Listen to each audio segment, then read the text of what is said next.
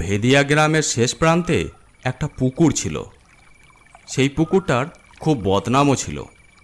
কোনো চোর ডাকাতের ভয় নয়, ভূতের উপদ্রবের জন্য ওই পুকুরের ধারে কাছে সচরাচর কেউ যেত না।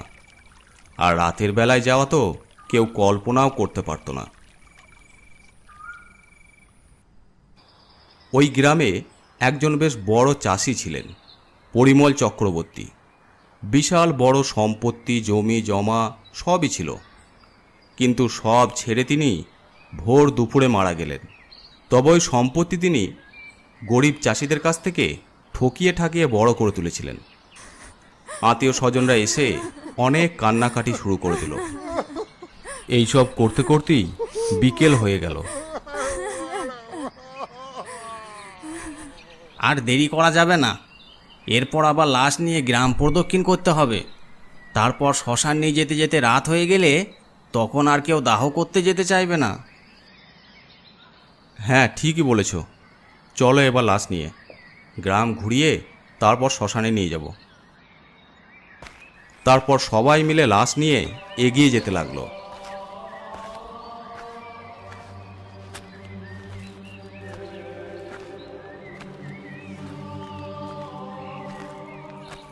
গ্রামের ভেতর দিয়ে লাশ প্রদক্ষিণ করে নিয়ে যেতে যেতে সন্ধে হয়ে গেল।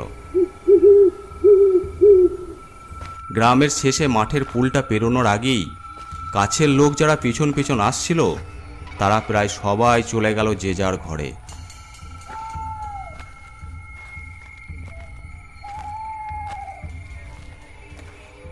হেঁড়িকেল জেলে সবাই মরা নিয়ে সেই পুকুরের ধারে এসে হাজির হলো। ওই পুকুরের ধারে একটা অনেক পুরনো গাছ ছিল, আর সেই গাছের ডালেই বসেছিল একটা ভূত, যার নাম ছিল লুল্লু। যার ভয়েই এই পুকুরের ধারে কেউ একা আসতো না। এই লুল্লুর আবার ভালো ভালো খাবারের ওপর ভীষণ লোভ ছিল। আবার একটা লাশ আসছে, গন্ধ পাচ্ছি।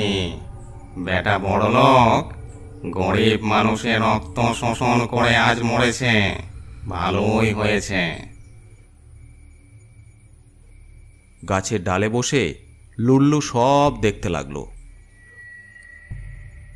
তোমরা দুজন এখানেই বসো, আমরা তিনজন চললাম কাঠের ব্যবস্থা করতে। আর হ্যাঁ, মরা ছুঁয়ে থাকো জানো, নইলে ভূতে দেহ নিয়ে চলে যাবে। ঠিক আছে, আমরা থাকছি, তোমরা তাড়াতাড়ি চলে এসো। তারপর তারা কুড়ুল নিয়ে চলে গেল বনের ভিতর। এদিক ওদিক তাকাতেই দুটো মরা গাছ দেখতে পেল। চলো, একটা কালই হয়ে যাবে, এদিকে আবার আকাশ কালো করে মেঘ উঠেছে।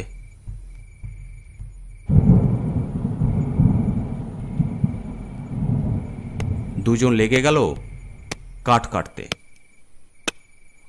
শান্ত নিঝুম নিস্তব্ধ পরিবেশে কাঠ কাটার আওয়াজটা যেন পরিবেশটাকে এলোমেলো করে দিচ্ছে। এদিকে যে দুইজন লাশের গায়ে হাত দিয়ে বসে আছে তার মধ্যে একজন তার ছেলে। ওরা এত দেরি করছে কেন? এদিকে আবার ঘন কালো করে মেঘ উঠেছে, যে কোনো সময় বৃষ্টি নামতে পারে। এর মধ্যে ওরা কাঠ নিয়ে হাজির হলো। চিতা সাজানো হয়েছে মাত্র তখনই উঠল ভীষণ ঝড়।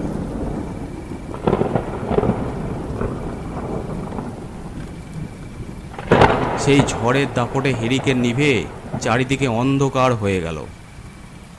একে রাতের অন্ধকার, তার উপরে ঝড়, সবাই ভয়ে জড়সড় হয়ে গেছে। তারপরে উঠল তুমুল ঝড়, আর সেই সাথে বজ্র বিদ্যুৎ সহ বৃষ্টি। হঠাৎ মরার ওপর একটা ডাল ভেঙে পড়তেই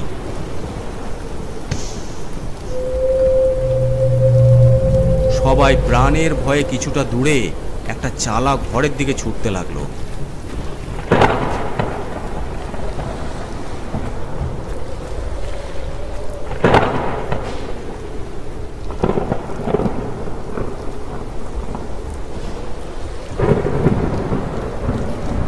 কোনো রকমে চালায় আশ্রয় নিল। সেই চালা ঘর তখন উড়ে যাবার অবস্থা। লুল্লু গাছের ডালে বসে সবই দেখছিল।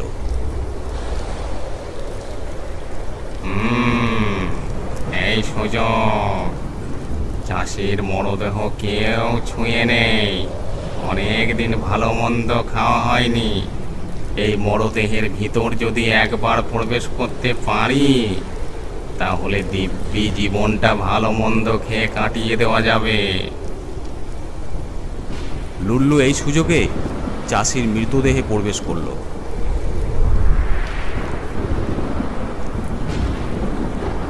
তারপর খাটিয়ায় উঠে বসল।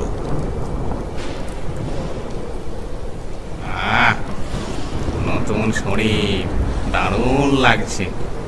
এবার ওদেরকে একটু বুঝিয়ে সুজিয়ে বাড়িতে পৌঁছাতে পারলেই কাজ হাসিল। আহ এদিকে অনেক পরে প্রাকৃতিক দুর্যোগ যখন থামল, তখন সবাই শ্মশানের দিকে যেতে শুরু করলো। কিন্তু খাটিয়ার উপর মৃত চাষিকে সবাই বসে থাকতে দেখে ভয়ে আঁতকে উঠল। এ কি, বাবা তো জীবিত, খাটের ওপর বসে আছে। তাই তো রে, এ কি সত্যি সত্যি জীবিত নাকি কোনো ভূত প্রেত ভিতরে ঢুকে আছে? ব্যাপারটা সুবিধার মনে হচ্ছে না। তখনই চাষির ভিতরে থাকা লুল্লু বলে উঠল, কিরে, তোরা কি ওইভাবেই দাঁড়িয়ে থাকবি? আমাকে তোল খাটিয়া থেকে, আমি মরি নাই, বেঁচে আছি। কিন্তু বাবা, কাশি কোবরেজ যে বলছিল তুমি মারা গেছো, তাহলে তাহলে তুমি বেঁচে উঠলে কি করে? আমার ছেলে হয়ে রামপাঠার মতো কথা বলিস না। যদি মরিয়ে যাই তাহলে বেঁচে উঠলুম কি করে?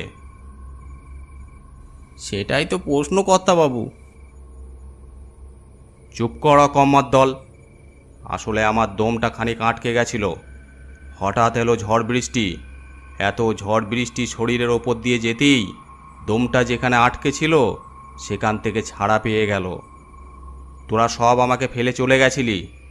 তোল এবার, এখন আমাকে বাড়ি নিয়ে চল। এই যে কর্তাবাবু, উঠুন উঠুন। তারপর সবাই শূন্য খাটিয়া কাঁধে করে আর জীবন্ত চাষিকে নিয়ে বাড়ির দিকে রওনা দিল।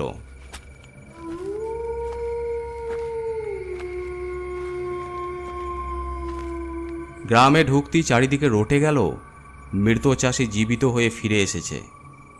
কেউ ভাবল অমন হলেও হতে পারে, আবার কেউ ভাবল ওটা চাষি নয়, ওর ভিতরে নিশ্চয়ই কোনো ভূত প্রেত ঢুকে আছে। ঘরে ঢুকে চাষি বলল,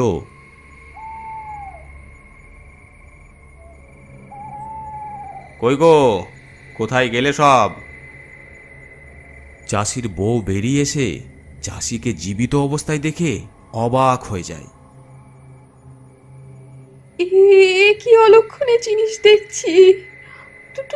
তুমি তো মারা গেছো, তাহলে আবার জীবিত হলে কি করে?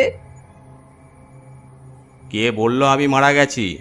আমার দমটা আটকে ছিল।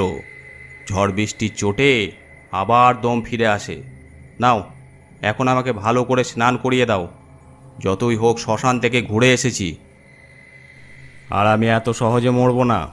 পরশু আমার মেয়ের বিয়ে আছে। মেয়ের বিয়ে ভালো করে খাবো, তারপর যা হয় হবে। চাষির বউ, মেয়ে, বৌমা সবাই কেঁদেই যাচ্ছিল। লে, অমন ক্যাও ক্যাও করে কাঁদছিস কেন তখন থেকে? আমি কি মরে গেছি যে আমাকে দেখে কাঁদছিস? আমি জল জ্যান্ত তোদের সামনে দাঁড়িয়ে আছি। তারপর সবাই মিলে চাষিকে স্নান করিয়ে বাড়িতে ঢোকাই। সে রাতে চাষি একাই ঘুমালো। গিন্নিও ভয়ে তার কাছে গেল না। এইভাবে কেটে গেল একটা দিন। চাষি যে আগের থেকে অনেকটা পরিবর্তন হয়েছে সেটা বাড়ির লোক সবাই বুঝতে পারল। ঘর গৃহস্থলীর কোনো দায়িত্বই যেন আর তার মধ্যে নেই। কাল তার মেয়ের বিয়ে। এই ব্যাপারে ছেলে তার বাবাকে বলল, বাবা, কাল তো মাধবীর বিয়ে, তা বিয়েতে কি কি খাওয়ানো হবে, কোথা থেকে বাজার করব, চলো একটু বসে সব ঠিক করে নিই। না না, ওসবের মধ্যে আমি নেই। তোরা যা ভালো বুঝিস তাই কর। তবে মিষ্টিটা একটু বেশি করে করবি, মিষ্টি খেতে আমার দারুণ লাগে। এ কি বলছো বাবা, তোমার তো মিষ্টি খাওয়া বারণ। কোবরেজ মশাই তোমায় মিষ্টি খেতে মানা করে দিয়েছে। আরে রাখ তো কোবরেজের কথা, কদিন আর বাঁচবো।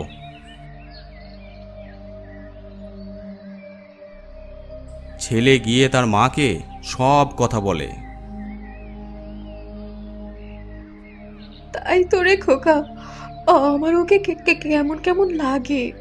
মনে হয় মাঝে মাঝে মানুষটা অন্য কেউ। ব্যাপারটা আমার ভালো লাগছে না। তুই বরং এক কাজ কর, পাশের গায়ে কাশী কবিরাজকে সব ঘটনা খুলে বল। উনি কি বলেন দেখ। যে মানুষটা মিষ্টি খেত না, সেই মানুষ এখন বলে কিনা মিষ্টি খাবো। যা বাবা যা, এক্ষুনি যা।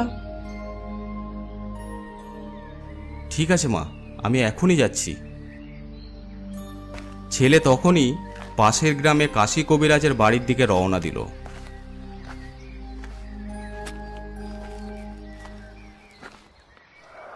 চাষির ছেলেকে দেখি কাশী কবিরাজ বলল,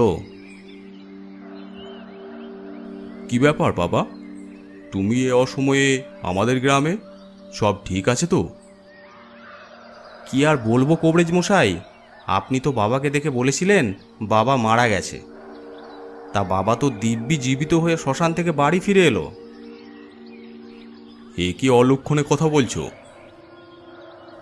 ঠিকই বলছি, তবে শুনুন। তারপর যা যা হয়েছে সবই কাশী কবিরাজকে খুলে বলল। এ নিশ্চয় তোমাদের বাবা নয়। আমার মনে হয় তোমার বাবার শরীরে কোনো ভূত প্রেত আশ্রয় নিয়েছে।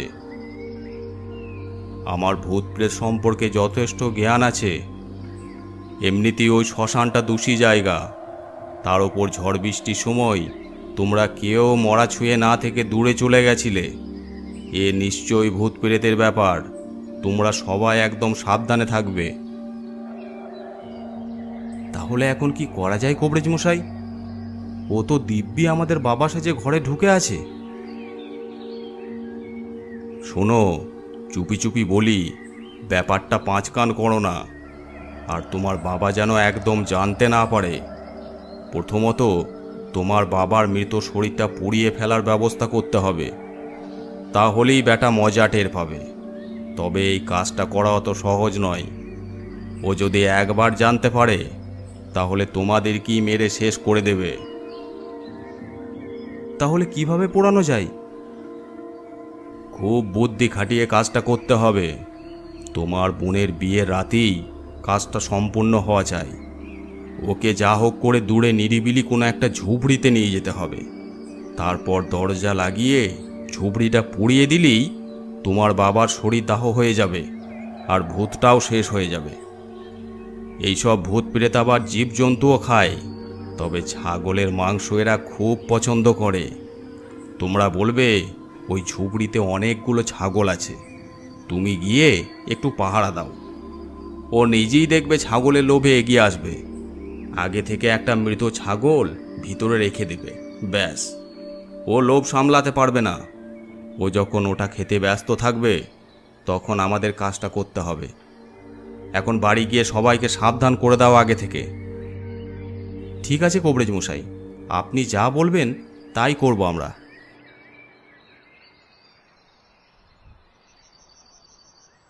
চাষির ছেলেরা গ্রামে পৌঁছে তাদের মা বউকে সব ঘটনা জানালো। ওরা তো শুনে অবাক। ও মা গো, এবার আমাদের কি হবে? ও যদি আমাদের সবাইকে মেরে ফেলে? তুমি চিন্তা করো না মা, কবিরাজ মশাইয়ের কথা মতো চললে কিচ্ছু হবে না। তাছাড়া কবিরাজ মশাইও থাকবেন আমাদের সাথে। আর হ্যাঁ, এমনভাবে থাকতে হবে যেন ও বুঝতে না পারে আমরা জেনে গেছি। কাল বোনের বিয়ে, কাল রাতেই কাজটা করতে হবে। চাষি দূর থেকে দেখছে ওরা কি যেন ফিসফিস করে কথা বলছে। কাছে এসে বলল, কিরে, কি হয়েছে? তোরা কি নিয়ে কথা বলছিস? আসলে বাবা, কাল তো বোনের বিয়ে, আমরা সব ব্যস্তই থাকব। তা আমাদের বাগানের ওই ঝুপড়ি ঘরে বেশ কয়েকটা ছাগল আছে। ছাগল? তাই নাকি? তা কি হয়েছে?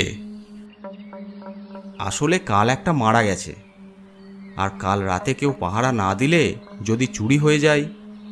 তুমি তো জানো আমাদের এখানে আবার চোরের উপদ্রব খুব। আমরা তো কাল সবাই ব্যস্ত থাকব, তাই কাকে যে দায়িত্ব দেব তাই নিয়ে কথা বলছি। তাই নাকি? ও নিয়ে তোরা চিন্তা করিস না, আমার তো কোনো কাজ নেই, আমি পাহারা দেব। আর ওই মরা ছাগলটাকে কি করলি? ওটা ওখানেই পড়ে আছে। বেশ, ওটা ওখানেই থাক, কাল আমি ওটার ব্যবস্থা করে দেব ঠিক। সেই ভালো বাবা, আমাদেরও চিন্তা দূর হলো। ছেলেরা এবার পরিষ্কার বুঝতে পারল কাশী কবিরাজ ঠিকই বলেছে, এটা ওদের বাবা নয়, বাবা রূপে কোনো ভূত প্রেত ওর শরীরে প্রবেশ করেছে। তা বাবা, ভাবছি কাল তো বোনের বিয়ে, চারিদিকে যা মানুষের রোগবালাই হচ্ছে, তা মিষ্টিটা একটু কমই অর্ডার করব। তোমারও আবার মিষ্টি খাওয়া বারণ। আরে কে বলল? সেসব আগে বারণ ছিল, এখন আমি ঠিক আছি। তোরা বরং মিষ্টিটা একটু বেশি করে অর্ডার দে। কদিনই বার বাঁচবো, ভালো করে আঁশ মিটিয়ে খেয়ে নি।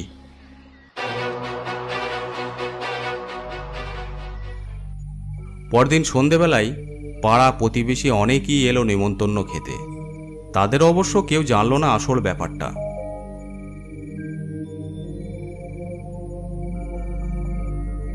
খাবার দাবার সে এক বিশাল ব্যাপার। চাষির বাড়ির লোকেরা এই প্রথম খাওয়া কাকে বলে দেখল। মাছ, মাংস, হাঁড়ি হাঁড়ি দই, মিষ্টি কি নেই। বড় থালায় 5 কেজি ওজনের কাতলা মাছের মাথা খেতে দেওয়া হয়েছে চাষিকে। চাষি সেই মাথা কাঁটা পর্যন্ত খেয়ে নিল। এখন পরিষ্কার এ আমাদের বাবা নয়। আস্ত পাঁঠার মাথাটাও যখন কচমচিয়ে খেয়ে নিল, তখন ছেলেরা বুঝল কাশী কবরেজ মশাই না বললে কি সর্বনাশটাই না হতো। এবার শুরু হলো মিষ্টি খাওয়া। বড় গামলার 2 গামলা রসগোল্লা নিমেষে উদাও হয়ে গেল। দেখতে দেখতে রাত হয়ে গেল। কই রে, রাত হয়ে গেল তো, এবার নিয়ে চল আমাকে সেই ছাগলের ঘরে। আর কত দেরি করবি?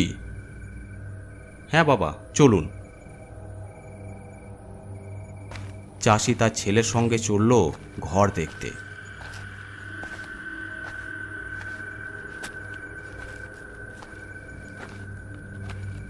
বাগানের একেবারে শেষ প্রান্তে একটা ঝুপড়ি ঘর ছিল। সেই দিকে এগিয়ে যেতে লাগলো। আগে থেকেই ওই ঘরের চালে কেরোসিন ঢেলে রেখেছিল কাশী কবরেজ আর চাষির অন্য এক ছেলে। তারা গাছের আড়ালে অনেক আগে থেকেই লুকিয়েছিল।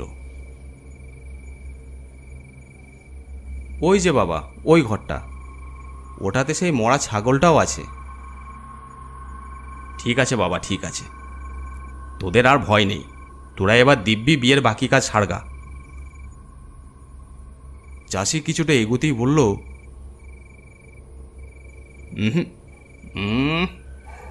এ কি রে, কেমন যেন একটা গন্ধ পাচ্ছি যে। ওটা তো কেরোসিনের গন্ধ। ওই ঘরটাতে কেরোসিনও রাখি কি না, উনুন জ্বালানোর জন্য কেরোসিন আনতে গিয়ে হয়তো পড়ে গেছে কিছুটা। তা ভালো, তা ভালো, যা তোরা ঘরে যা। চাষির ছেলে ঘরে যাওয়ার ভান করে অন্ধকারে লুকিয়ে পড়ল গাছের আড়ালে। আর চাষি তখন মহা আনন্দে কোনো দিকে না তাকিয়ে সোজা ঝুপড়ি ঘরের ভেতর ঢুকে পড়ল। কাশি কবরেজ ইশারা করলো দরজাটা লাগিয়ে দিতে। অমনি গাছের আড়াল থেকে তার ছেলে পা টিপে টিপে দরজার কাছে গিয়ে দেখল তার বাবার রূপ নিয়ে সেই প্রেতটা তখন মরা ছাগলটাই আয়েশ করে খেয়ে যাচ্ছে। সেই সুযোগে ছেলে ঘরের দরজায় শিকল তুলে দিল। কাশি কবরেজ তখন মশাল জ্বালিয়ে ছুঁড়ে দিল সেই ঘরের দিকে।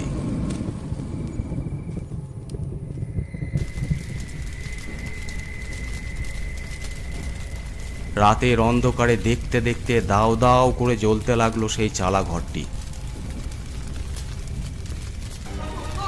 সেই চাষির বেশে লুল্লুর তখন কি লাফালাফি।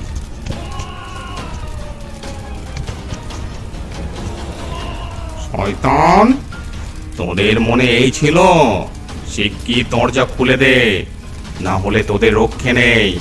আমার আসল রূপ তোরা দেখিস নাই, দেখলে আর এ কাজ করতিস না। উফ, জ্বলে গেলাম রে। একবার যদি ছাড়া পাই, তোদেরকে সমেত গ্রামকে গ্রাম উজাড় করে দেব, কাউকে ছাড়বো না। উফ, জ্বলে গেলাম। ছেড়ে দে আমাকে। কে শুনে কার কথা? কবরেজ মশাই, ও আবার ছাড়া পেয়ে যাবে না তো? আরে না না, এই আগুনের সাথে সেও জ্বলে পুড়ে ছাই হয়ে যাবে। আর ভয় নেই, যাও এবার সবাই নিজের ঘরে চলে যাও, আর তাড়াতাড়ি তোমার বাবার নামে গয়াতে পিণ্ডিটা দিয়ে আসবে। ঠিক আছে কবরেজ মশাই।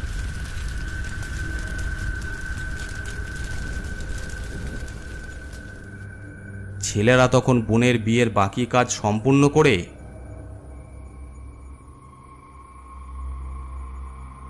7 দিন পর গয়ায় গিয়ে বাবার উদ্দেশ্যে পিণ্ডি দান করে এলো।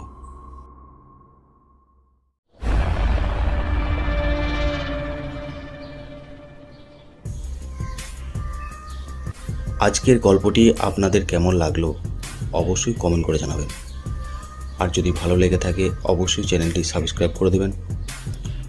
আর আপনারা যারা গল্প পাঠাতে চান আমাদের ফেসবুক পেজে ইনবক্স করে পাঠাতে পারেন, অথবা আমাদেরকে মেল করতে পারেন। এছাড়াও আমাদের ইনস্টাগ্রাম আইডি আছে, আপনারা ফলো করে নিতে পারেন। সব কিছুর লিঙ্ক ডিসক্রিপশন বক্সে দেওয়া আছে।